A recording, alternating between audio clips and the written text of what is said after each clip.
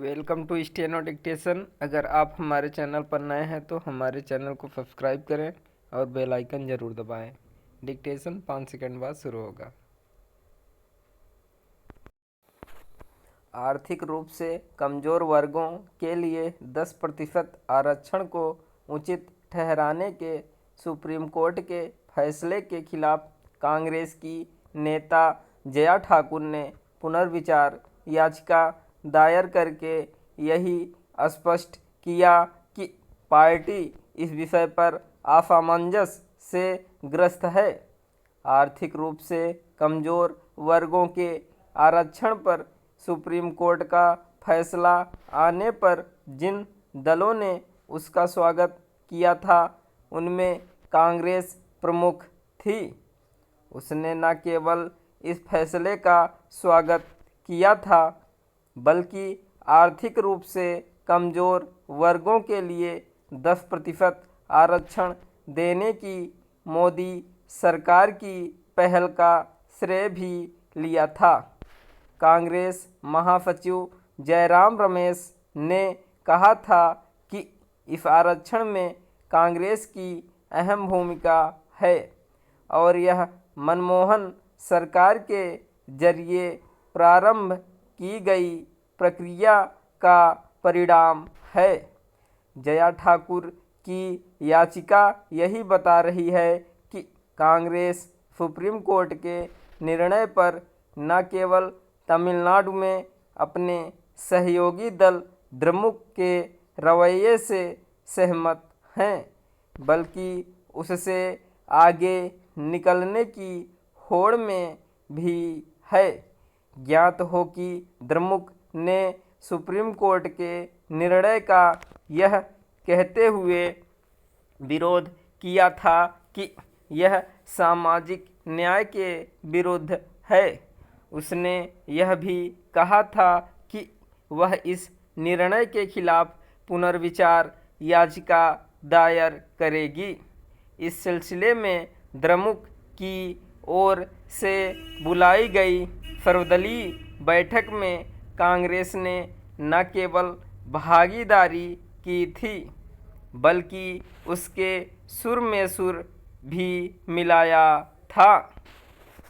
कांग्रेसी नेता की पुनर्विचार याचिका से ऐसा लगता है कि कांग्रेस सुप्रीम कोर्ट का दरवाज़ा खटखटाने के मामले में द्रमुक से आगे निकलते हुए दिखना चाहती थी।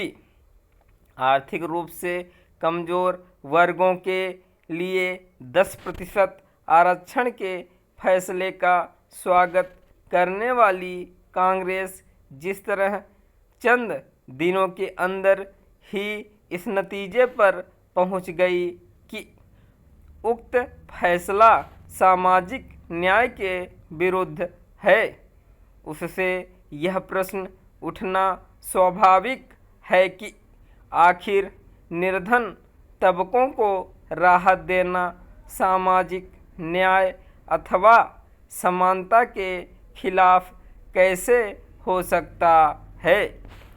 क्या इस निष्कर्ष का कोई ठोस आधार हो सकता है कि जातिगत आरक्षण तो सर्वथा उचित है लेकिन आर्थिक आरक्षण अनुचित?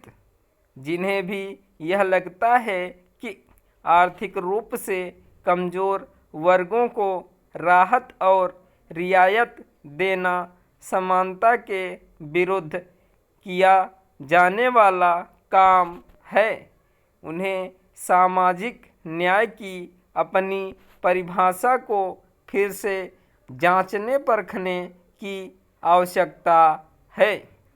यह देखना दयनीय है कि जब कोशिश यह होनी चाहिए कि आरक्षण के ऐसे आधार बने जिससे आर्थिक सामाजिक रूप से समस्त पिछड़े लोगों को नीरछीर ढंग से संबल दिया जा सके, तब आर्थिक रूप से कमज़ोर वर्गों के लिए 10% आरक्षण वाले संविधान संशोधन विधेयक और उसे सही बताने वाले सुप्रीम कोर्ट के निर्णय का विरोध किया जा रहा है, और वह भी तब जब इससे जातिगत आरक्षण पर कोई असर नहीं पड़ रहा। स्टॉप।